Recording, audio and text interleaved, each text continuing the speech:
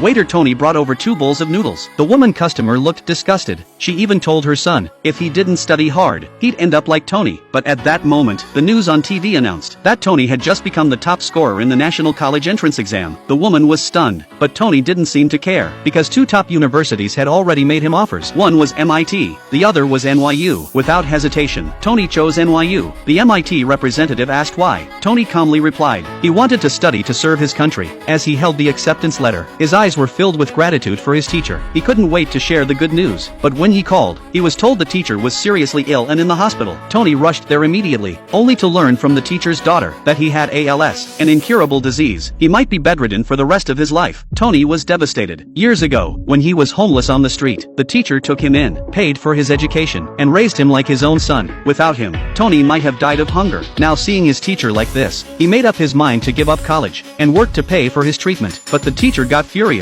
and yelled at him. He didn't study for 10 years, just to give up at the most critical moment. If he didn't go to college, he should stop calling him teacher. In a burst of emotion, the teacher coughed up blood and collapsed on the bed. Tony tearfully said, his family could only afford to send one person to school, and the teacher's daughter should go instead. But the girl gently refused, and said she'd wait for him to return. Before leaving, Tony swore to himself he would succeed in life, and repay the teacher for raising him. 6 years flew by. Tony disappeared without a trace. The teacher's condition worsened, but he never stopped thinking about him. What no one knew was that during those 6 years, Tony had developed a breakthrough treatment for ALS. The country awarded him $100 million.